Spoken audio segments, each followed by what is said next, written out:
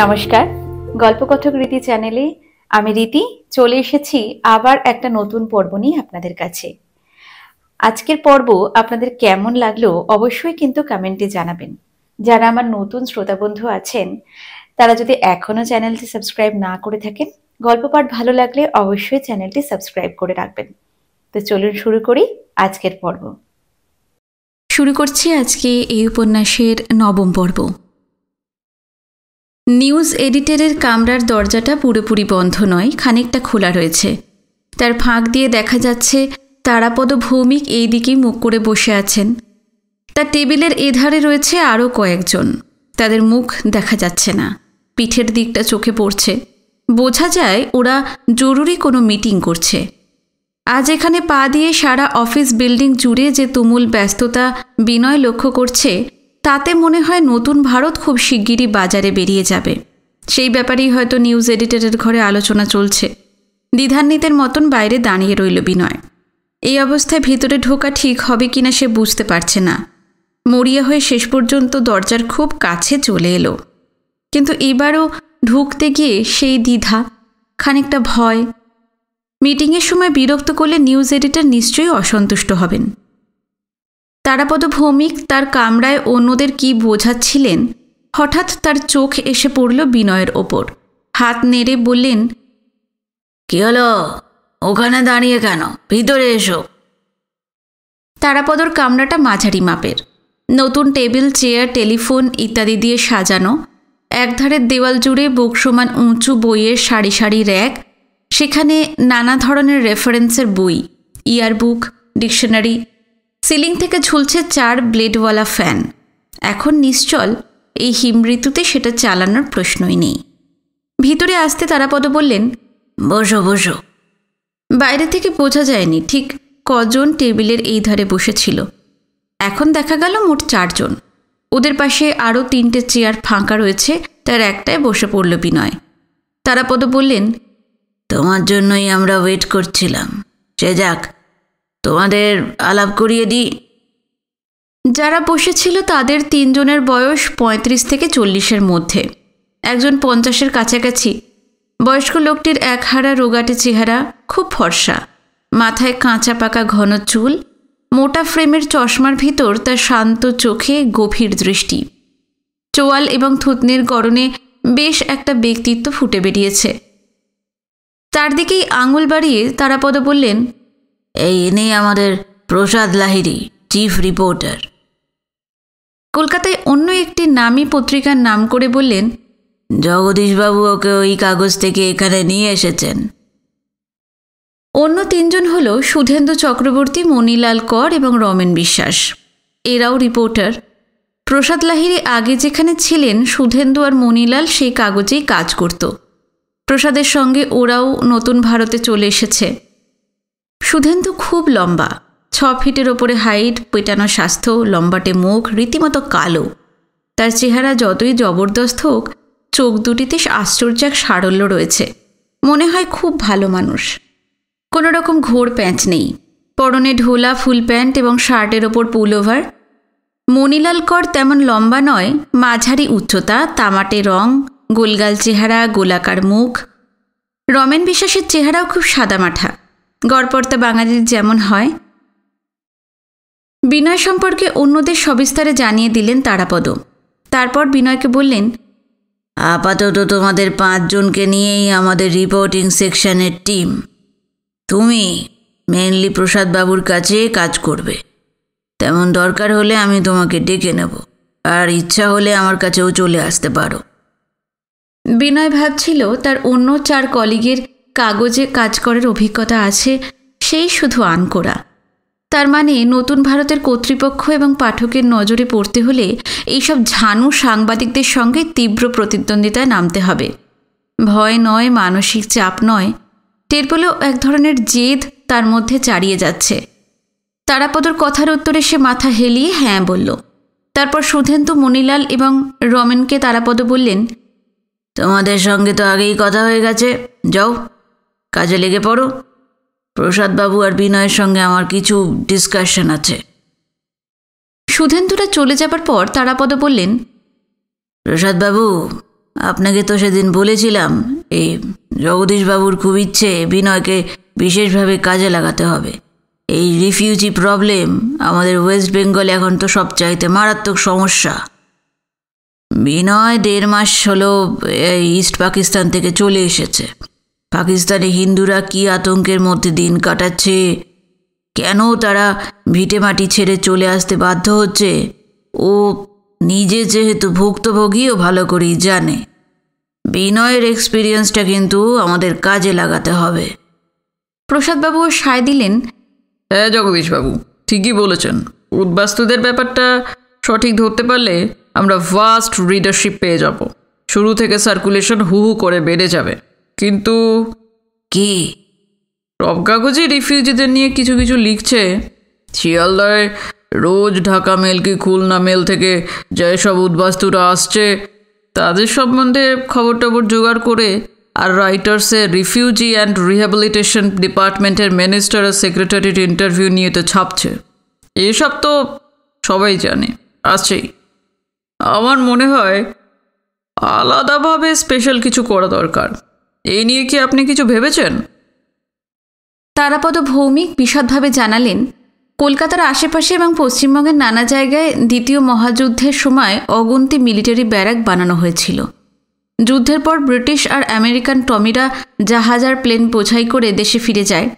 তাদের ছেড়ে যাওয়া খালি ব্যারাকগুলোতেই পূর্ব পাকিস্তানের উদ্বাস্তুদের সাময়িক আশ্রয় এখন দেওয়া হয়েছে। তাছাড়া রোজই তো সীমান্তের এপারে মানুষের ঢল নামছে, নতুন নতুন ত্রাণ শিবির বসিয়ে তাদের রাখা হচ্ছে। শুধু তাই নয়, ফাঁকা জায়গা, জলা জমি, বন জঙ্গল যা পাচ্ছে সেখানেই বসে পড়ছে উদ্বাস্তুরা, গড়ে তুলছে জবরদখল কলোনি। তারাপদ বলতে লাগলেন, অন্যান্য কাগজগুলো সরকারি ক্যাম্পের, মিলিটারি ব্যারাকের আর জবরদখল কলোনির রিফিউজিদের সম্বন্ধে কিন্তু কিছুই লিখছে না। উদ্বাস্তুদের ওপর আমরা জোর দেব। বিনয় প্রত্যেক সপ্তাহে একটা করে কলোনি বা ক্যাম্পে গিয়ে সেখানকার মানুষজন কিভাবে আছে, তাদের কি সমস্যা, এই সব ডিটেইলে জেনে লেখা লিখবে। ওর সঙ্গে ফটোগ্রাফার যাবে, লেখার সঙ্গে কলোনির বাসিন্দাদের ছবিও ছাপা হবে। Very good idea. আর একটা কথাও ভেবেছি। কি? যেসব গ্রাম ছেড়ে মানুষ চলে আসছে ফি উইকে, সেই রকম 2টো গ্রামের ওপর রিপোর্টার্স লিখতে হবে বিনয়কে। লেখাটার নামও আমি ঠিক করে রেখেছি, আমার দেশ আমার গ্রাম। অবশ্য এর চেয়ে বেটার কিছু পাওয়া গেলে সেটাই দেওয়া হবে, আপনারাও ভাবুন। প্রসাদের মনে এ বিষয়ে একটু সংশয় দেখা গেল। তিনি জিজ্ঞেস করলেন, লেখার মেটেরিয়াল পাবে কি করে? যেসব গ্রাম থেকে উৎখাত হয়ে মানুষ আসছে তাদের জিজ্ঞেস করতে হবে। ওদের গ্রামের ফটো অবশ্য পাওয়া যাবে না, আর্টিস্টকে দিয়ে স্কেচ আঁকিয়ে নিতে হবে। খুব মগ্ন হয়ে তারাপদ আর প্রসাদের কথা শুনছিল বিনয়। ভয় ভয় বলল, আমি একটা কথা বলবো? হ্যাঁ, নিশ্চয়ই বলবে তুমি।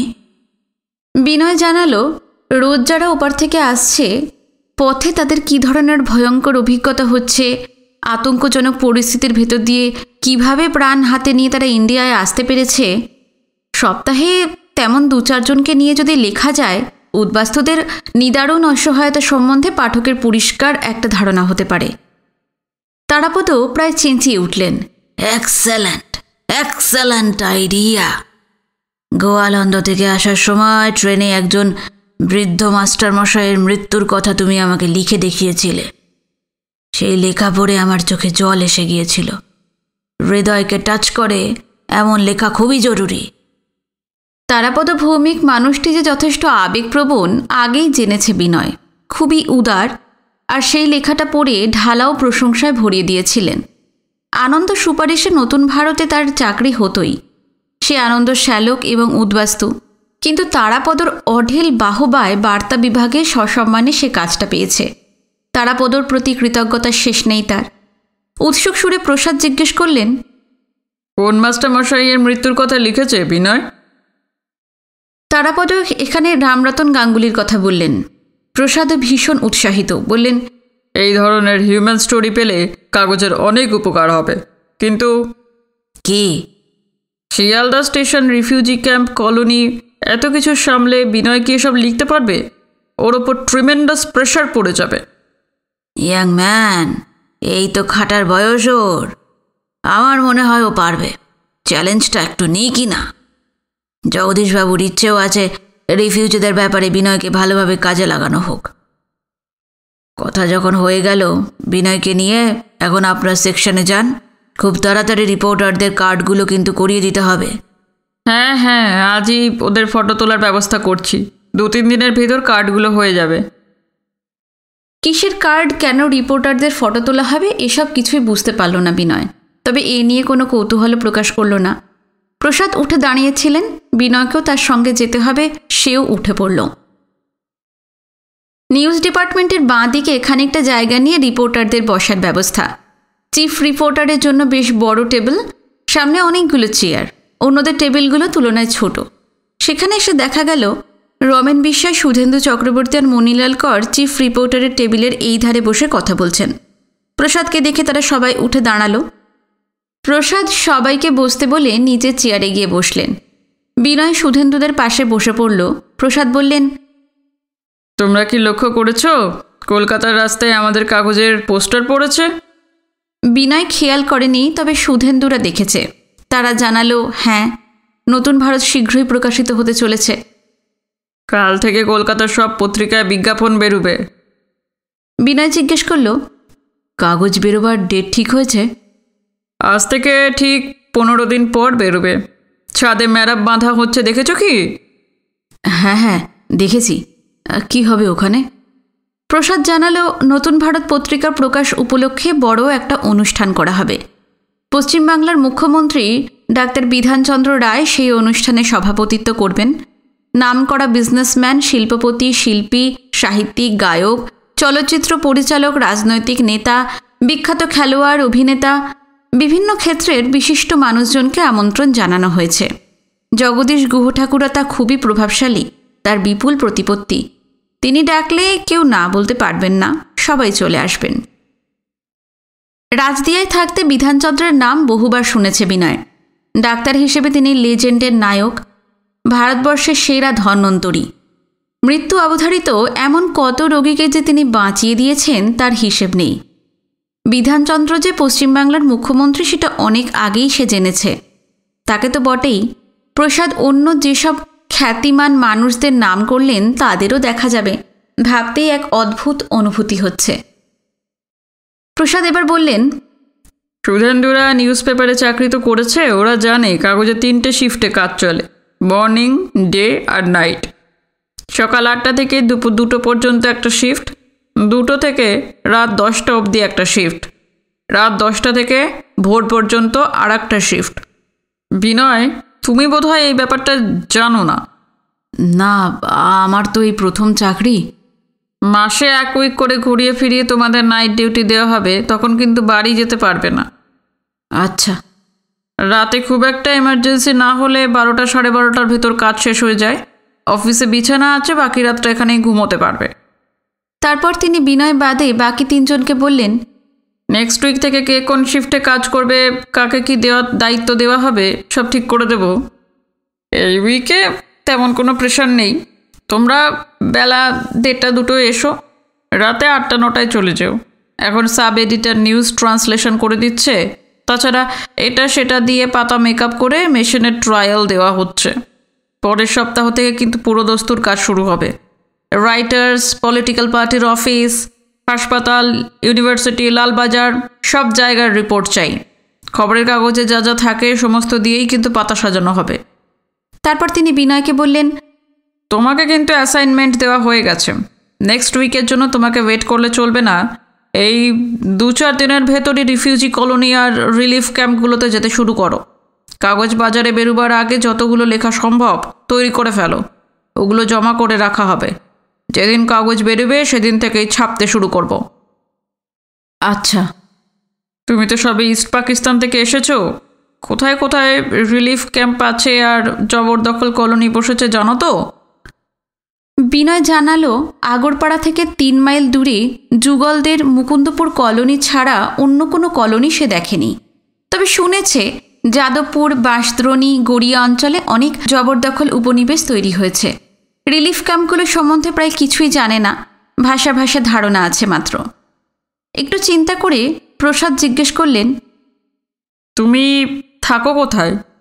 টালিগঞ্জে, জাফর শাহ রোডে। একটা কাজ করতে পারবে? হ্যাঁ বলুন। হরিশ মুখার্জি রোড চেনো?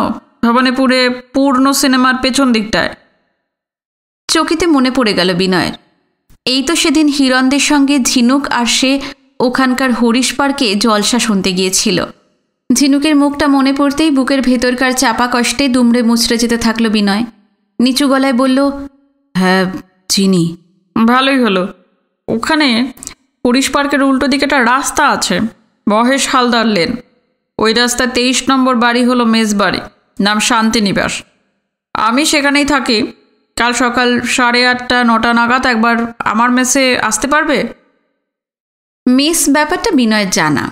কলেজ বা বিশ্ববিদ্যালয়ের ছাত্র, সরকারি এবং বেসরকারি অফিসের কর্মচারী, এমনি নানা ধরনের মানুষ কলকাতা যাদের ফ্যামিলি থাকে না, মেস হলে তাদের অস্থায়ী আস্তানা। কলকাতার কাছাকাছি যাদের পৈতৃক বাড়ি, তারা শনিবার হাফ ডের পর চলে যায়, সোমবার ফেরে। আর যাদের বাড়ি দূরে, বড় ছুটি না পড়লে তাদের যাওয়া হয় না, কেননা 1.5 দিনের মধ্যে কাজের জায়গায় ফিরে আসা সম্ভব নয়। বিনয় জানে দেশভাগের আগে পূর্ব বাংলার বহু মানুষ কলকাতার মেসে সারা বছর পড়ে থাকত। পুজোর লম্বা ছুটিতে তারা দেশে স্বজন পরিজনের কাছে চলে যেত। রাজদিয়ার এমন অনেককেই সে দেখেছে। প্রসাদের কথার উত্তরে বিনয় বলল, হ্যাঁ পারবো। আমার কাছে অনেকগুলো জবরদখল কলোনি আর ক্যাম্পের ঠিকানা লেখা আছে। লিস্টটা রয়েছে আমার মেসে। তুমি এলে সেগুলো দিয়ে দেব, তোমার কাজের সুবিধা হবে। না না, সকালে কষ্ট করে আসার দরকার নেই। তুমি তো কাল দুপুরে অফিসে আসছোই, আমি লিস্টটা না হয় নিয়ে আসবো, তখন দিয়ে দেব। যদিও মাথার উপরে তারাপদ ভূমিকা আছেন, কিন্তু সরাসরি কাজটা তাকে করতে হবে প্রসাদের অধীনেই। তাই সুসম্পর্কটা বজায় রাখা খুবই জরুরি। পরে না বললেও তিনি নিশ্চয়ই চান বিনয় তার মেসে যাক। অফিসের পরিবেশ একরকম, সেখানে নানা ব্যস্ততার মধ্যে কারোকেই পুরোপুরি বোঝা যায় না। কিন্তু মেসে গেলে খোলামেলা আবহাওয়া, চাপমুক্ত অবস্থায় জানা যাবে এই প্রসাদ লাহিড়ী মানুষটা কী ধরনের, তার মেজাজ কেমন। বিনয় বলল, না না, আমার একটু কষ্ট হবে না। সকালে তো কোথাও কাজ নেই, চুপচাপ বাড়িতেই বসে থাকা, ট্রামবাস কিছু একটা ধরে চলে যাব। প্রসাদের হয়তো মনে হলো কাজ শুরু করার জন্যই উৎসাহে টকবক করছে ছেলেটা। বয়স কম, উদ্যম বেশি। তিনি একটু হাসলেন। ঠিক আছে, এসো, এবার তোমাদের ফটো তোলার ব্যবস্থা করি। বলেই এক মাঝবয়সী বেয়ারাকে ডেকে বললেন, ওদেরকে ক্যামেরা নিয়ে এক্ষুনি আমার এখানে আসতে বলো তো, দেরি যেন না করে। বেয়ারা চলে গেল। কিছুক্ষণ পর একটি যুবক প্রসাদ লাহিড়ী টেবিলের পাশে এসে দাঁড়ালো। বয়স 20-21, ছিপছিপে চেহারা, শ্যামবর্ণ। বোঝাই যায় ছেলেটি অধীর, নতুন ভারতের ফটোগ্রাফার সে। বিনয়দের সঙ্গে পরিচয় করিয়ে দিয়ে প্রসাদ তাকে বললেন, এদের একটা করে পাসপোর্ট সাইজের ফটো তোলো, এক্ষুনি তুলে নাও, কাল ডেভেলপ করে দেবে। প্রত্যেকটা 2 কপি করে করবে।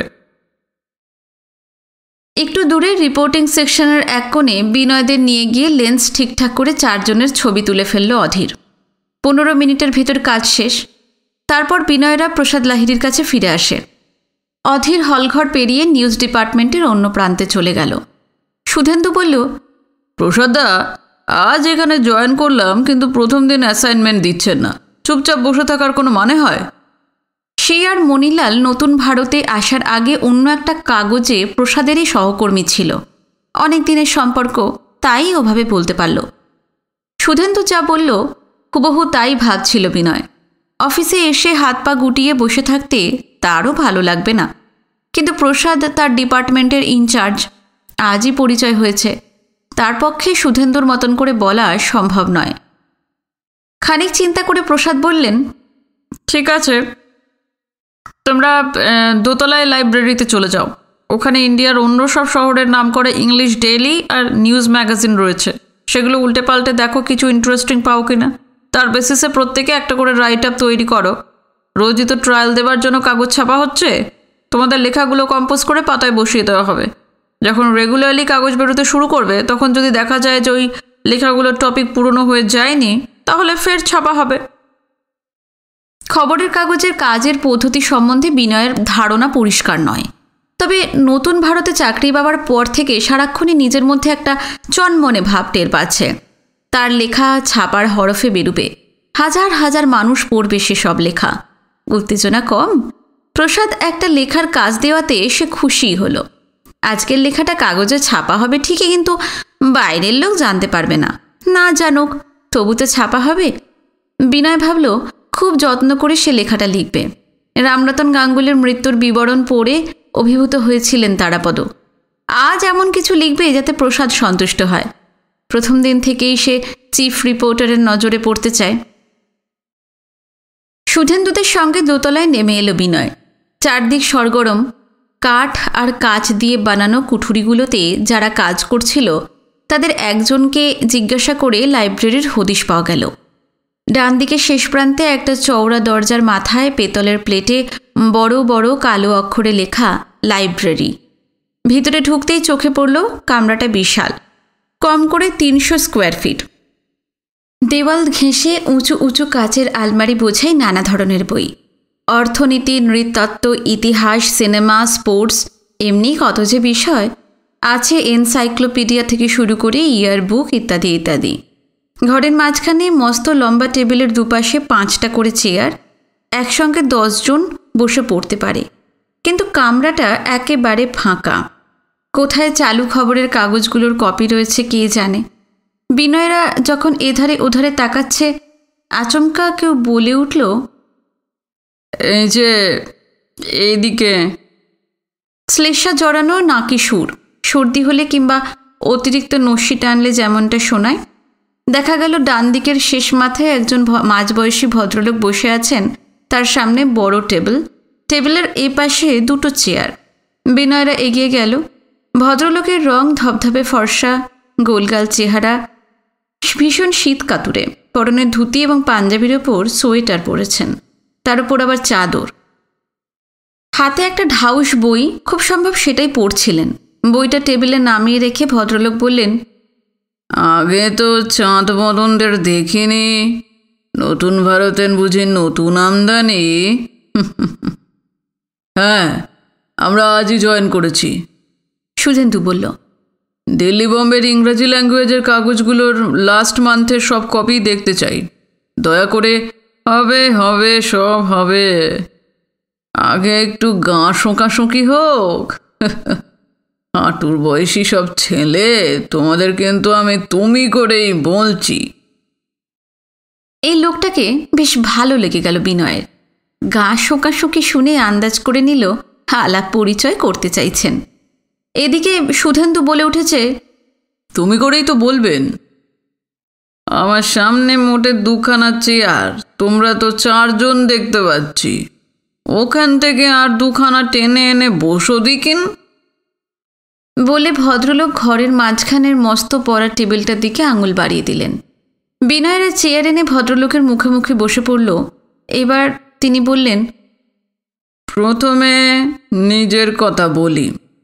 আমার নাম রামগোপাল দত্ত। আমরা দত্তরা কলকাতার খাস বাসিন্দে। কত জেনারেশন ধরে এখানে আছি হিসেব নেই। 150 বছর আগে আমার ঠাকুরদা নাকি তারও ঠাকুরদা এই শহরে এসে শিকড় গেড়েছিল। আমার গায়ে নাক ঠেকালে সে খেলে কলকাতার গন্ধ পাবে। সে যাগ্গে, আমি দত্ত বংশের কুলাঙ্গার। আমার বাপ ঠাকুরদারা টাকা ছাড়া কিচ্ছুটি বুঝতো না। ব্যবসা করে প্রচুর পয়সা কামিয়ে গেছে। আমি আবার বই ছাড়া কিছু বুঝি না।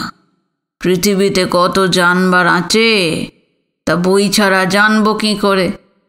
বিএ পাশ করার পর বনের মোষ তাড়ানো শুরু করলাম। মানে বড় পাবলিক লাইব্রেরি চালাতাম। নতুন ভারতের মালিক জগদীশবাবুর সঙ্গে একটু আধটু জানাশোনা ছিল। তিনি আমাকে হিড় করে টেনে এনে এখানে জুড়ে দিলেন। বললেন ভালো একটা লাইব্রেরি করতে হবে। তা লাইব্রেরি ছাড়া তো কাগজ চলে না। জার্নালিস্টরা যে লিখবে তার জন্য তো রেফারেন্সের দরকার। ভুল বেরোলে তো আবার কাগজের বদনাম হবে। মনের মতন কাজ পেয়ে চান খাওয়া শিখে তুলে 2 মাসে লাইব্রেরি খাড়া করেছি। এখনো অনেক কাজ বাকি, আরও বই টই কিনতে হবে। বিনয় যা আজ করেছিল সেটা মিলে গেল। তিনি লাইব্রেরিয়ান, আর এই লাইব্রেরিয়ানের নসির নেশা আছে। কিছুক্ষণ বাদেই চোখ মেলে পটকা ফাটার মতন আওয়াজ করে নাক ঝেড়ে রুমালে মুছে নিলেন রামগোপাল। তারপর বললেন, আমার সম্বন্ধে আরও পরে জানতে পারবে। এখন তোমাদের ঠিকুজি কুষ্টি একটু শোনা যাক। নামগুলো বলো দিকেন। সুধেন্দুরও তাদের নাম জানিয়ে দিল। সবাই যে রিপোর্টিং ডিপার্টমেন্টেই ভর্তি হয়েছে সেটাও জানিয়ে দিল। কে আগে কোন কাগজে কাজ করত সবই তাদের কাছ থেকে শুনে নিলেন রামগোপাল দত্ত। এর সঙ্গে এটাও শুনলেন যে বিনয়ের এটাই প্রথম চাকরি। রামগোপাল সস্নেহে বিনয়ের দিকে তাকালেন। তুমি তাহলে এই গোয়ালের একমাত্র কচি বাছুর, আর সবাই ঝানু মাল। রামগোপালের কথাবার্তা, স্বরক্ষেপণ, মুখ চোখের ভাব সবই নাটকের কমেডিয়ানের মতো। বিনয় হেসে ফেলল, বলল, তা বলতে পারেন। তুমি আমার মতন কলকাতার পুরনো তেলা পোকা, না বাইরে থেকে এসে জুটেছ বাপু? মণিলালের দিকে তর্জনী তুলে জিজ্ঞেস করলেন রামগোপাল। মণিলাল বলল, আমাদের বাড়ি হাওড়ায়, কাছেই তো ঘটি। তোমার দেশ ছিল কোথায়? যশোর ডিস্ট্রিক্টে, এখন ইস্ট পাকিস্তান। তুমি তাহলে হাফ বাঙাল। বুঝতে না পেরে সুধেন্দু বলল, হাফ বাঙাল মানে? পদ্মার ওপারের মালগুলো হলো রিয়েল বাঙাল। তোমরা না ইস্ট বেঙ্গলের না ওয়েস্ট বেঙ্গলের, মাঝখানে ঝুলে আছো। দিক নির্ণয় যন্ত্রের কাঁটার মতন রামগোপালের আঙুল এবার রমেনের দিকে ঘুরল। তারপর আস্তে আস্তে ঘুরল বিনয়ের দিকে। খুব ছেলেবেলায় কয়েকটা বছর বাদ দিলে বিনয়ের জীবনের সেরা সময়টাই কেটেছে রাজদিয়ায়। তাই সে বলল, আমার বাড়িও ঢাকায়, তবে ঢাকা সিটিতে নয়, সেখান থেকে অনেকটা দূরে, ছোট একটা মফস্বল টাউনে। তুমি বাঙাল। বাঙালে বাঙালে কলকাতাটা একেবারে ছেয়ে গেল। ছ্যা, যেখানেই যাবে সেখানেই বাঙাল। রামগোপালের কথাগুলোর মধ্যে বিন্দুমাত্র বিদ্বেষ বা ঘৃণা রয়েছে তা মনে হলো না, বরং এমন একটা লঘু মজার ব্যাপার রয়েছে যে বিনয়রা হেসে ফেলল। রামগোপাল ফের বললেন, যেভাবে তোমরা ওপার থেকে পঙ্গপালের মতন এসে এই কলকাতাটাকে ছেঁকে ধরেছ, আমাদের ঘটিদের ন্যাচ গুটিয়ে পালাতে হবে দেখছি। স্রেফ রগর। বিনয়রা হাসতেই থাকে, কিন্তু রামগোপাল ওদিকে থামেননি। তবে হ্যাঁ, একটা কথা মানতেই হবে, তোমাদের হেঁকোর আছে। ওয়েস্ট বেঙ্গল যদি পাকিস্তানে পড়তো, আমরা যে কি করতুম ভাবলে বাবা গায়ে কাঁটা দেয়। রিফিউজিগুলো বন জঙ্গল সাবার করে কলোনি বসাচ্ছে, হকারি করছে, দোকানপাট খুলছে। যারা লেখাপড়া জানে তারা আবার চাকরি বাকরি জোটাচ্ছে। বাগান মেয়েগুলো তাক লাগিয়ে দিচ্ছে। মদ্যদের সঙ্গে তারাও কাজকর্ম জোগাড় করে পয়সা রোজগারে নেমে পড়েছে। সিধে কথা, বাঁচতে হবে। আমরা হলে পারতুম না গো, স্রেফ কেঁতরে পড়তুম। আবার বলছি, তোমাদের হেঁকোড় আছে। এই হেঁকোড় কথাটার মানে কি? ক্ষমতা, সাহস, উদ্যম? পরিষ্কার বোঝা না গেলেও আন্দাজ করা যাচ্ছে ওই রকমই কিছু একটা।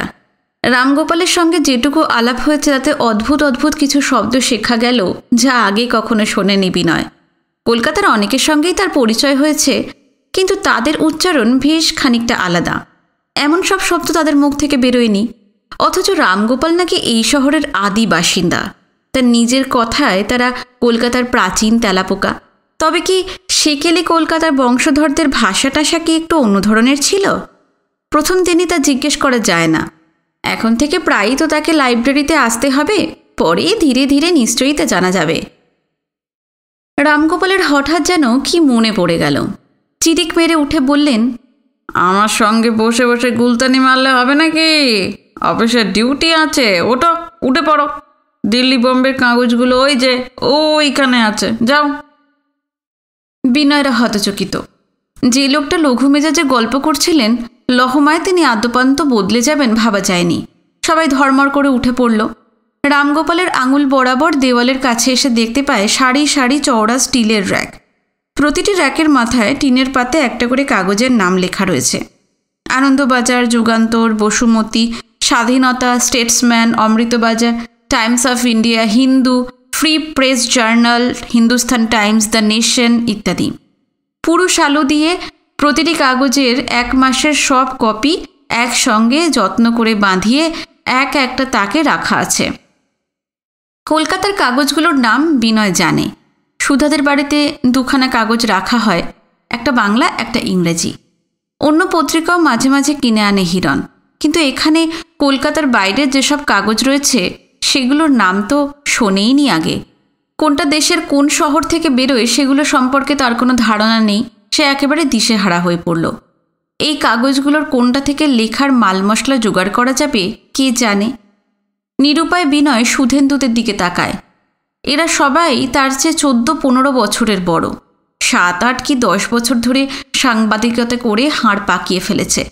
খবরের কাগজের কাজের ঘুঁত ঘাত, নারী নক্ষত্র সব ওদের জানা।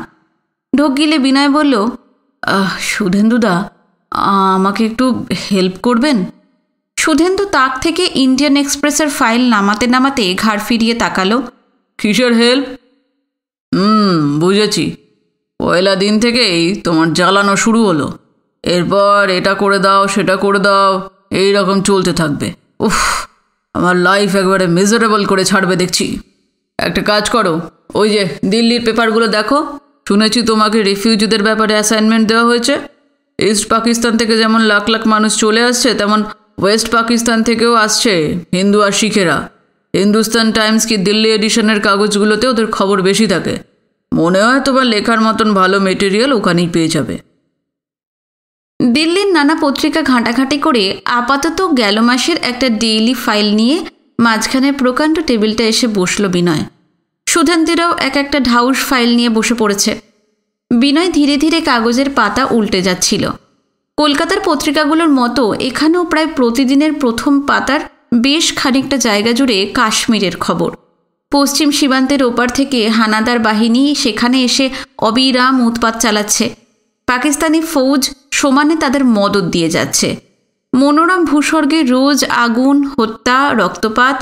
দেশভাগের সময় থেকে সেই যে অশান্তি শুরু হয়েছিল, যত দিন যাচ্ছে সেটা ক্রমশ ভয়াবহ আকার নিচ্ছে। এই সমস্যার কোনো দিনই বা বুঝি অবসান ঘটবে না। বিনয়ের মনে পড়ল, বেশ কিছুদিন আগে পাকিস্তানের পররাষ্ট্রমন্ত্রী জাফরুল্লাহ খান বলেছিলেন কাশ্মীরে ইউএনওর হস্তক্ষেপ চাই। তখন থেকে ছোট বড় সব পাকিস্তানের নেতাই তারস্বরে চেঁচিয়ে চেঁচিয়ে মেদিনী কাঁপিয়ে দিচ্ছে। রাষ্ট্রসংঘের প্রতিনিধিদের কাশ্মীরে আসতে হবে, আসতেই হবে। কাশ্মীর ছাড়াও প্রধানমন্ত্রী নেহেরুর ভাষণ প্রায় প্রতিদিনই থাকে। সম্প্রতি এশিয়ায় নতুন স্বাধীন এক প্রজাতান্ত্রিক রাষ্ট্রের সৃষ্টি হয়েছে, বার্মা। সে দেশের রাষ্ট্রপতি সাও সোয়ে জাইক এবং প্রধানমন্ত্রী থাকিন নু সারা পৃথিবীর, বিশেষ করে ভারতের বন্ধুত্ব প্রার্থনা করেছেন। মাঝে মাঝে তাদের খবরও চোখে পড়ছে। একদিনের কাগজে দেখা গেল বেশ কিছু মুসলিম এবং অ্যাংলো ইন্ডিয়ান সরকারি অফিসার দেশভাগের সময় অপশন দিয়ে পাকিস্তানে চলে গিয়েছিলেন। তাদের বেশিরভাগই নানা অসুবিধার কারণে ইন্ডিয়ায় তাদের ফেলে যাওয়া স্বদেশে ফিরে আসতে চাইছেন। দেশ বিদেশের নানা সংবাদের মাঝখানে পূর্ব পাকিস্তানের উদ্বাস্তুরা নেই বললেই চলে। তবে পশ্চিম পাঞ্জাব কি সিন্ধু থেকে উৎখাত হয়ে আসা মানুষের অনন্ত দুর্দশার সবিস্তার বিবরণ পাওয়া যাচ্ছে। সেই সঙ্গে দিল্লির চারপাশে ত্রাণ শিবিরগুলোর ছবিও। পাতা উল্টাতে উল্টাতে এক জায়গায় চোখ আটকে গেল বিনয়ের। 3 কলম জুড়ে বিরাট একটা প্রতিবেদন ছাপা হয়েছে। বড় বড় হরফে যে শিরোনাম রয়েছে বাংলায় তর্জমা করলে তা এই রকম দাঁড়ায়, করাচি থেকে এক অপহৃত তরুণীকে উদ্ধার করে ভারতে প্রেরণ, যুবকের মহত্ব। পড়তে পড়তে বুকের ভিতরটা অসাড় হয়ে যেতে থাকে বিনয়ের। অবিকল ঝিনুকেরই কাহিনী, শুধু শেষটা অন্যরকম। বিনয় জানে দেশভাগের আগে বাংলাদেশের মতন সিন্ধু এবং পাঞ্জাবেও ভয়াবহ দাঙ্গা হয়ে গেছে। এই দুই প্রভিন্সে, বিশেষ করে পাঞ্জাবে তখন প্রতিদিন গণহত্যা, রক্তের সমুদ্র বয়ে গিয়েছিল সেখানেও। সারা পাঞ্জাব আর সিন্ধু তখন কসাইখানা। হত্যার পাশাপাশি একটানা চলেছে আগুন এবং ধর্ষণ। বিনয় একটা ব্যাপার লক্ষ্য করেছে, সব জায়গায়, তা বাংলা হোক, বিহার হোক বা পাঞ্জাব, খননকারীদের মূল টার্গেট তিনটে: প্রপার্টি, মানুষের প্রাণ আর নারী। দাঙ্গার সময় এইভাবেই শয়ে শয়ে যুবতী লুট হয়ে গেছে। বাংলার মতন 47-এর 15ই আগস্ট পাঞ্জাবও দুটুকরো হয়ে গিয়েছিল। দেশভাগের আগে এবং পরে লাহোর থেকে ট্রেন বোঝাই হয়ে শরণার্থীরা চলে এসেছিল অমৃতসর, দিল্লি কি লুধিয়ানায়, অনেকে কানপুর, বম্বে এবং কলকাতাতেও। তেমনি এপার থেকেও ট্রেন বোঝাই হয়ে উদ্বাস্তু গেছে সীমান্তের ওধারে। এমনও শোনা গেছে দাঙ্গার সেই ভয়াবহ দিনগুলোতে কোনো কোনো ট্রেনে এসেছে শুধুই লাশ। তেমনি স্তূপাকার মৃতদেহ নিয়ে সেই সব ট্রেন ওপারে ফিরে গেছে। লাশের বদলে লাশ, হত্যার বদলে হত্যা।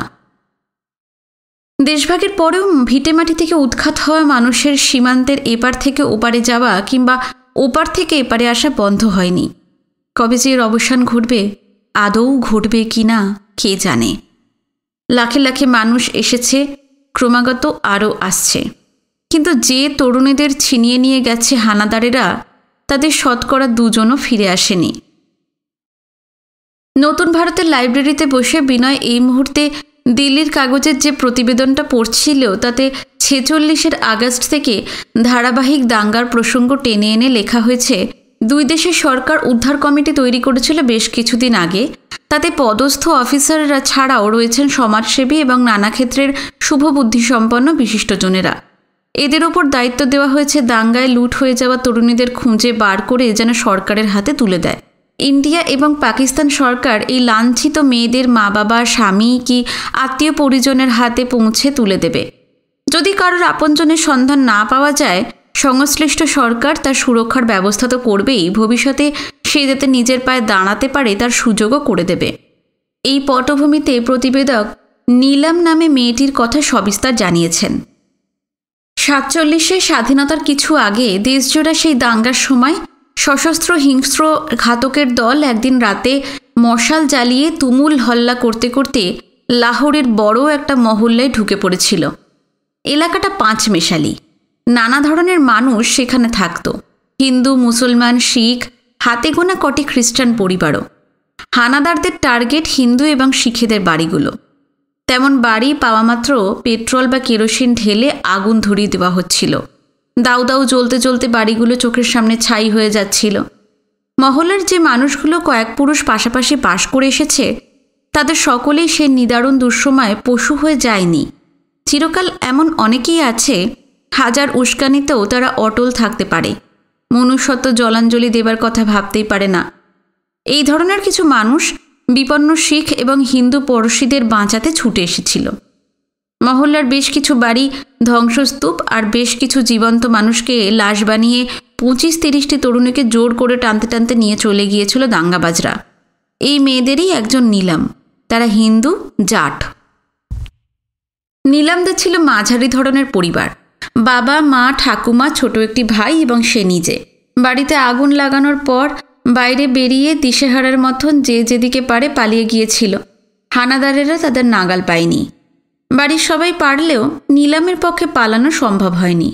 নীলামের বাবার নাম রাজিন্দর সিং, মা জানকী, ছোট ভাই অজিত, ঠাকুমার নাম মহালক্ষ্মী।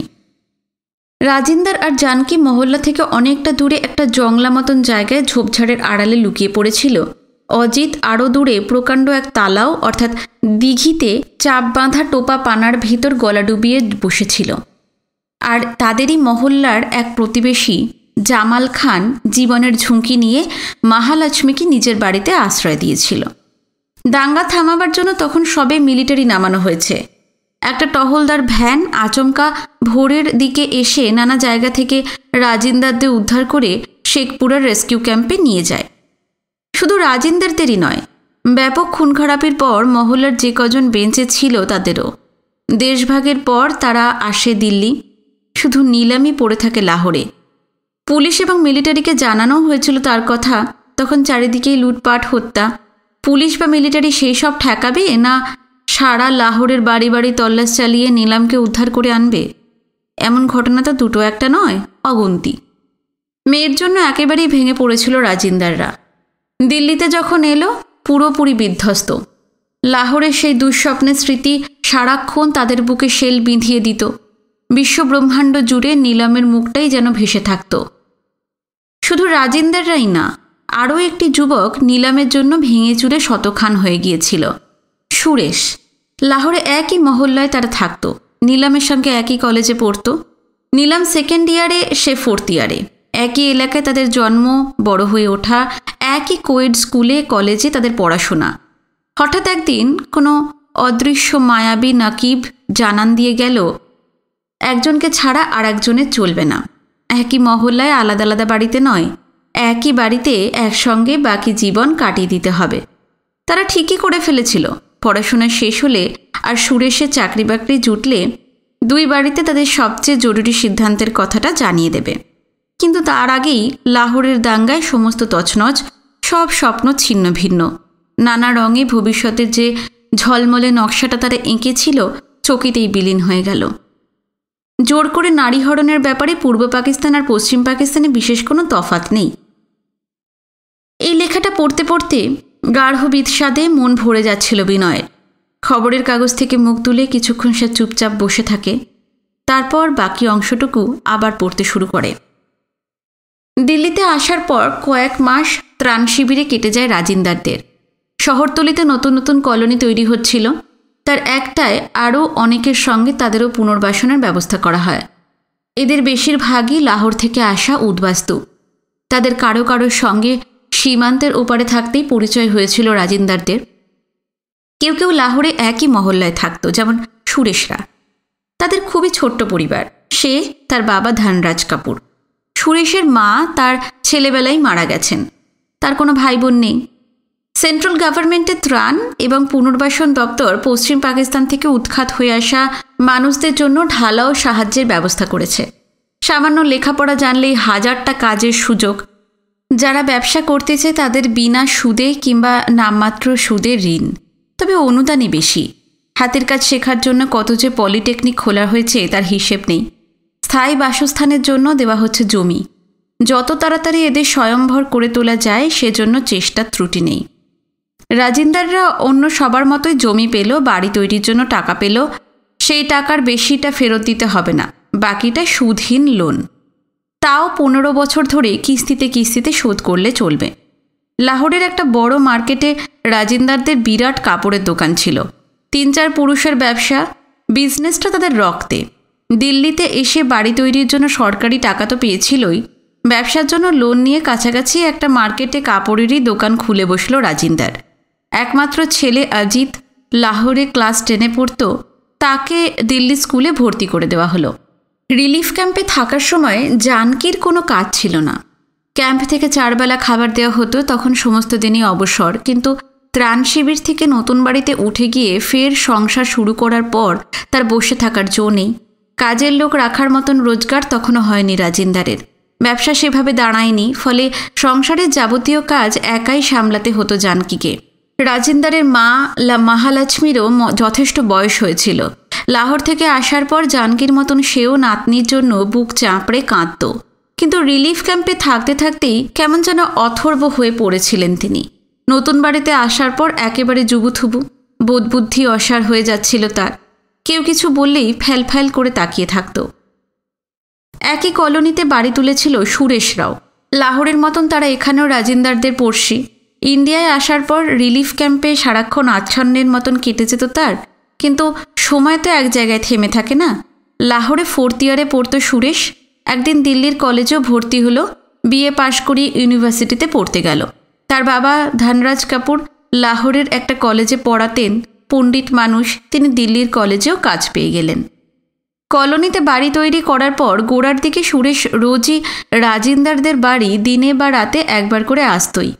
এলেই একই আলোচনা, নিলাম, দাঙ্গা, দুঃস্বপ্নের মতন সেই দিনগুলোর কথা ভেবে অবিরল শিউরে ওঠা।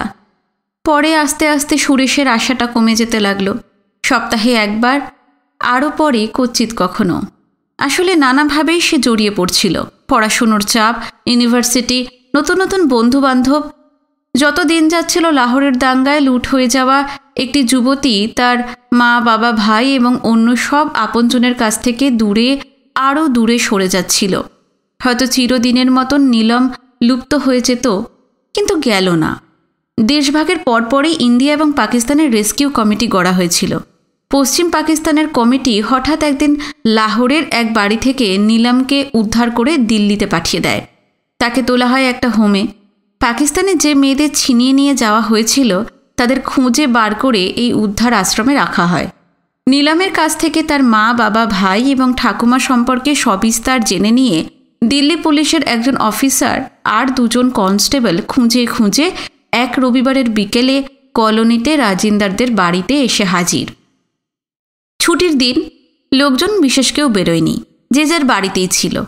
পুলিশ দেখে সবাই ছুটে এসে ভিড় জমায়। তাদের সঙ্গে সুরেশও। চোখে মুখে তীব্র কৌতূহল। নীলমকে উদ্ধার করে পাকিস্তান ফেরত পাঠিয়েছে, সে তার বাবা মার কাছে আসতে চায়। পুলিশ অফিসার এই খবরটা দেবার সঙ্গে সঙ্গেই প্রথমটা সমস্ত কলোনি স্তব্ধ হয়ে গিয়েছিল। পরক্ষণে তড়িৎ প্রবাহ খেলে যায়। কৌতূহলের বদলে চারিদিকে শুরু হলো গুঞ্জন, উত্তেজনা, তুমুল চাঞ্চল্য। যে মেয়ে খোয়া গেছে, যার স্মৃতি প্রায় ঝাপসা হয়ে এসেছে, সে যে কোনোদিন ফিরে আসবে কে জানতে পেরেছিল। রাজিন্দার একেবারে বিহ্বল হয়ে পড়ে। তারপর অবোধ বালকের মতন দু হাতে মুখ ঢুকে ডুকরে কাঁদতে থাকে। অজিত দিশেহারা। পুলিশ অফিসারের দিকে পলকহীন সে তাকিয়েছিল। জানকী একটা কথাও বলছিল না। কেউ বুঝি তার বাকশক্তি হরণ করে নিয়েছে। এমনভাবে সে দাঁড়িয়েছিল যেন এক পাথর প্রতিমা। পুলিশ অফিসার সহৃদয় গলায় বলেছিলেন, কাঁদবেন না সিংজি, আজ তো আপনাদের আনন্দের দিন। আমার সঙ্গে হোমে চলুন, মেয়েকে নিয়ে আসবেন, আমি নিজে পৌঁছে দিয়ে যাব। হঠাৎ ঝাঁকুনি খেয়ে সম্বিত ফিরে পেয়েছিল রাজিন্দার।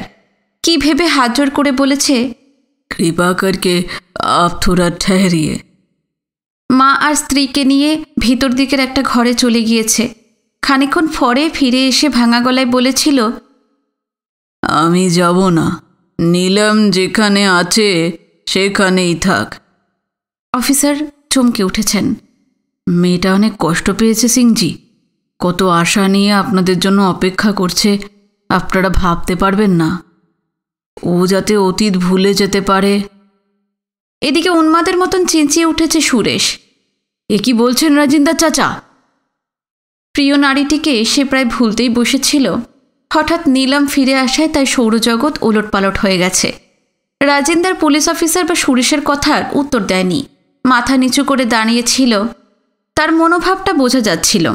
যে মেয়ে দাঙ্গার সময় লুট হয়ে গেছে, যে ধর্ষিত, নিজের অনিচ্ছা সত্ত্বেও যাকে দিনের পর দিন ঘৃণ্য জীবন কাটাতে হয়েছে, তাকে বাড়িতে ঠাঁই দিলে লোকে কি বলবে? বাকি জীবন কারোর দিকে মুখ তুলে তাকানো যাবে? মাত্র কটা বছরে ভারত নামে এই ভূখণ্ডটি জুড়ে কত কী তো ঘটে গেল। পুলিশ অফিসার অনেক বুঝিয়েছেন, কিন্তু মুখ তোলেনি রাজিন্দার। কিছুই যেন শুনতে পাচ্ছিল না, একেবারে বধির। অনেক বুঝিয়েও যখন কাজ হলো না, হতাশ সুরে অফিসার জিজ্ঞেস করলেন, তাহলে কি হবে মেয়েটার? সে আপনার নিজের সন্তান, এটাই ওর নসিব স্যার। সরকার আছেন, ভগবান আছেন, তারাই ওকে দেখবেন। এতক্ষণ নীরবে সব শুনে যাচ্ছিল সুরেশ। হঠাৎ সে ফেটে পড়েছে, আপনারা কি মানুষ রাজিন্দার চাচা? আমি অফিসার, আমি কি নীলমের সঙ্গে একবার দেখা করতে পারি? আপনাকে তো ঠিক চিনতে পারলাম না। সুরেশ নিজের পরিচয় দিয়ে বলেছে, লাহোরে নীলমরা আর আমরা একই মহল্লায় থাকতাম। পার্টিশনের পর রাজিন্দার চাচাদের সঙ্গে আমরা দিল্লি চলে আসি। এই কলোনিতেই আমাদের বাড়ি আছে। আচ্ছা, চলুন আমার সঙ্গে। সুরেশ শুধু সেদিনই যায়নি, তারপরে আরও কয়েকদিন গেছে। শেষবার উদ্ধার আশ্রমে গিয়েছিল 2 সপ্তাহ পর, সঙ্গে তার বাবা। কলোনিবাসীদের চমকে দিয়ে সেদিনই ফিরে এসেছিল নীলমকে নিয়ে। পুলিশ এবং হোমের কর্মকর্তাদের সামনে বাবার মত নিয়ে সে নীলমকে বিয়ে করেছে। পৃথিবীর কাউকেই তোয়াক্কা করেনি সুরেশ। কে কি বলল না বলল গ্রাহ্য করেনি। যাবতীয় সংস্কার তুড়ি মেরে উড়িয়ে দিয়ে যৌবনের বিপুল অহংকারে নিজের কাম্য নারীটিকে স্ত্রীর মর্যাদা দিয়েছে। কাগজের প্রতিবেদনটা এখানেই শেষ। বিনয় পড়ার পর অনেকক্ষণ নিঝুম হয়ে বসে থাকে। তার এবং সুরেশের জীবনের ঘটনা তো প্রায় একই। সুরেশ পেরেছে, কিন্তু আকাশ পাতাল চিরে ফেরে চিৎকার করে সে বলতে পারেনি, যা হবার হবে, ঝিনুককে আমি বিয়ে করব। আত্মগ্লানিতে বিনয়ের মনটা ভরে যায়। নিজেকে শতবার ধিক্কার দেয়। সে ভীরু, সে অপদার্থ, সে কাপুরুষ, কেঁচোর মতন মেরুদণ্ডহীন একটি প্রাণী। একসময় টের পেল পায়ের তলার মেঝেটা ঢেউয়ের মতন দুলছে, আবছা হয়ে যাচ্ছে চারদিক। মাথাটা সোজা রেখে আর বসে থাকতে পারছে না সে। হুড়মুড় করে টেবিলের ওপর ভেঙে পড়ল। লম্বা টেবিলটার চারপাশে ছড়িয়ে ছিটিয়ে বসে থাকা খুব মগ্ন হয়ে দিল্লি বোম্বের কাগজগুলোর পাতা উল্টে যাচ্ছিল সুধেন্দুরা। আচমকাই ভারী কিছু পড়ার আওয়াজ কানে আসতেই সবাই চমকে ওঠে। একি একি কি হলো তোমার, কি হলো? লাইব্রেরির শেষ মাথা থেকে মার্কা মারা গলায় রামগোপাল দত্ত চেঁচিয়ে উঠলেন, এ ছোকরা অমন ছেঁতরে পড়ল কেন? হ্যাঁ, দেখো ওকে দেখো। বিনয় ভীষণ অস্বস্তি বোধ করছিল। লজ্জার এক শেষ। কোনো রকম সামলে নিয়ে টেবিল থেকে নিজেকে টেনে তুলে সোজা হয়ে বসল। সুধেন্দুরে ঝুঁকে পড়েছিল। কি হলো, শরীর কি খুব খারাপ লাগছে? না না, আমি ঠিক আছি, মাথাটা হঠাৎ ঘুরে গিয়েছিল তাই। সুধেন্দুরা বারবার জানতে চাইল ডাক্তারখানায় নিয়ে যাবে কিনা। বিনয় তাদের বোঝালো তার জন্য উৎকণ্ঠার কারণ নেই, ডাক্তার দেখাবার মতন কিছুই হয়নি। সুধেন্দুরা যে যার জায়গায় ফিরে গেল। টেবিলের ওপর নিউজ প্রিন্টের চৌকো চৌকো কটা বাঁধানো প্যাড পড়েছিল। সেগুলো সাংবাদিকদের লেখালেখির জন্য। কিছুক্ষণ চুপচাপ বসে থাকার পর একটা প্যাড টেনে নিয়ে কাগজের সেই প্রতিবেদনটা থেকে নীলমের জীবনের ঘটনাধারার চুম্বক টুকে নিতে লাগল বিনয়। পরে এগুলো সাজিয়ে গুছিয়ে বিশদ করে লিখতে হবে। ওদিকে সুধেন্দুরাও তাদের পছন্দ মতন বিষয় পেয়ে সংক্ষেপে মূল পয়েন্টগুলো লিখে নিচ্ছে। লাইব্রেরির কাজ শেষ হলে রামগোপালের কাছ থেকে বিদায় নিয়ে বিনয়রা ফের নিউজ ডিপার্টমেন্টে প্রসাদ লাহিড়ীর কাছে চলে এলো। প্রসাদ জিজ্ঞেস করলেন, কি ইন্টারেস্টিং কিছু মেটেরিয়াল পাওয়া গেল? সুধেন্দু, মণিলাল এবং রমেন জানালো লেখার মতন ভালোই মাল মশলা তারা পেয়েছে। প্রসাদ বিনয়ের দিকে তাকালেন। আর তুমি? হ্যাঁ, আমিও পেয়েছি, লাহোরের একটা মেয়ের লাইফ হিস্ট্রি। সবাই কপি তৈরি করে নিয়ে এসো। রিপোর্টিং সেকশনে বেশ কটা নতুন টেবিল চেয়ার খুব যত্ন করে পরপর পেতে রাখা হয়েছে। বিনয়রা এক একটা টেবিল নিয়ে বসে পড়ল। সাব এডিটর, প্রুফ রিডার এবং ফটোগ্রাফারদের টেবিলগুলো থেকে কলরোল ভেসে আসছে। এদের আধা আধি অল্প বয়সের টাটকা যুবক। কলেজ বা ইউনিভার্সিটি থেকে সবে বেরিয়েছে, নতুন কাগজে নতুন চাকরি। তাদের বিপুল উৎসাহ, প্রবল উদ্দীপনা। আনকোড়া ছোকরা সাংবাদিকদের ক্যাচর ম্যাচর তো রয়েছেই, তার সঙ্গে দুই টেলিপ্রিন্টারের অবিরাম খটখটানি। কিন্তু এই শব্দপুঞ্জ বিনয়ের কানে ঢুকছে না। হালকা গুঞ্জনের মতন পাশ দিয়ে উড়ে যাচ্ছে। লাহোরের এক লুণ্ঠিত তরুণী, 2 বছর ধরে তার মৃত্যু যন্ত্রণা, তাকে নরক থেকে উদ্ধার করে নিয়ে আসা, নিদারুণ লাঞ্ছনার পর তার পুনর্জন্ম, সব একাকার হয়ে বিনয়কে আচ্ছন্ন করে রেখেছিল। বিনয় যতবারই নীলমের মুখ ভাববার চেষ্টা করছে, ততবারই সে ঝিনুকের মুখ দেখতে পাচ্ছে। এক এক সময় তার মনে হলো দেরি করা ঠিক নয়। সব টেবিলেই সাংবাদিকদের লেখালেখির জন্য নিউজ প্রিন্টে চৌকো চৌকো প্যাড পড়ে আছে। ভাবনাটা গোছগাছ করে নিয়ে একটা প্যাড টেনে সে লিখতে শুরু করলো। লেখাটা শেষ করতে বেশ সময় লাগলো। বাইরে শীতের রোদ কখন মুছে গেছে, কখন সন্ধ্যা নেমেছে, কখন রাস্তায় আলোগুলো জ্বলে উঠেছে বিনয় খেয়াল করেনি। নিউজ ডিপার্টমেন্টের বিশাল হলঘরটাকে আলোয় ভাসিয়ে দিয়ে চতুর্দিকে অগুন্তি তেজি বাল্ব জ্বলছে। বিনয় লক্ষ্য করল তার পাশের টেবিলগুলোতে সুধেন্দুরা নেই। দূরে সাব এডিটরদের জটলায় গিয়ে আড্ডা দিচ্ছে। একই কাগজে কাজ করবে সবাই সহকর্মী, প্রথম দিনই আলাপ পরিচয় করে নিচ্ছে। ওধার থেকে চোখ ফিরিয়ে এনে লেখাটা পড়ে ফেলল বিনয়। 1 বার 2 বার 3 বার। নিউজ এডিটর তারাপদ ভৌমিক সেদিন বারবার বলে দিয়েছিলেন খবরের কাগজের বেশিরভাগ পাঠকই সাধারণ মানুষ, বিদ্যে বুদ্ধি যৎ সামান্য। তারা যাতে সহজেই বুঝতে পারে তেমন ভাষায় লিখতে হবে। খটোমটো শব্দ, শক্ত শক্ত শব্দ বাদ দিতে হবে। 3 বার পড়ার পর কয়েকটা আলগা অনাবশ্যক শব্দ বাদ দিয়ে অন্য শব্দ বসালো বিনয়। 6-7টা সেন্টেন্স কেটে কুটে ছোট ছোট করল। এরপর প্রসাদের সামনে গিয়ে দাঁড়ালো। প্রসাদ ঘাড় ঝুঁকিয়ে লিখছিলেন। পায়ের আওয়াজে মুখ তুলে তাকালেন। হয়ে গেছে? হ্যাঁ, এই যে। লেখাটা নিয়ে তক্ষুনি পড়তে শুরু করলেন তিনি। বিনয়ের বুক দুরু দুরু। তার লেখা তারাপদ ভৌমিকের ভালো লেগেছিল বলে যে প্রসাদ লাহিড়িরও ভালো লাগবে এমন কোনো নিয়ম নেই। প্রসাদ এক নিঃশ্বাসে পড়া শেষ করলেন। কিছুক্ষণ চুপ করে বসে থাকার পর বললেন, ভেরি গুড কপি, ভীষণ টাচিং। নিলামের জন্য ভীষণ কষ্ট হচ্ছে, কিন্তু সুরেশের গ্রেটনেসের জন্য কি শ্রদ্ধা যে হলো বলে বোঝাতে পারবো না। লেখাটার প্রশংসায় বিনয় যতটা খুশি হয়েছিল, সুরেশের নামটা শোনা মাত্র যদিও তার কথা সে এখনই লিখে এনেছে ততটাই কুঁকড়ে যায়। নিজেকে সে আরও একবার ধিক্কার দেয়। কোন কাগজে রিপোর্টটা বেরিয়েছে? বিনয় দিল্লির কাগজের নাম বলল। তার লেখাটার শেষ পাতায় নিচের দিকে নামটা লিখতে লিখতে জিজ্ঞেস করলেন, লেখাটা কি পুরোপুরি বাংলায় ট্রান্সলেশন করে দিয়েছ? না। গুড। এই লেখাটা এখন রেখে দিচ্ছি। আমাদের কাগজ যখন বেরোবে এটা ছাপা হবে। বাইরের কাগজ ঘেঁটে এরকম হিউম্যান স্টোরি পেলে লিখে দিও আমাকে। আচ্ছা, ঠিক আছে। এখন তো কাজের কোনো প্রেশার নেই, পুরো শিফট না থাকলেও চলবে। ইচ্ছে করলে তুমি বাড়ি চলে যেতে পারো, নইলে ওই নতুন নতুন অনেক ছেলে নিউজে আজকে জয়েন করেছে, তো যাও তাদের সঙ্গে আলাপ টালাপ করো। বিনয় স্বভাবটাই এমন যে কারোর সঙ্গে মিশতে পারে না, কিন্তু একবার পরিচয় হয়ে গেলে বাঁধো বাঁধো ভাব আর থাকে না। বিনয় বলল, রোজই তো অফিসে আসবো, আস্তে আস্তে সবার সঙ্গে আলাপ হয়ে যাবে। আজ আমি বাড়ি যাই। আসলে তার কিছুই ভালো লাগছে না। ঘুরে ফিরে নীলম আর ঝিনুক তার ভাবনায় হানা দিয়ে চলেছে।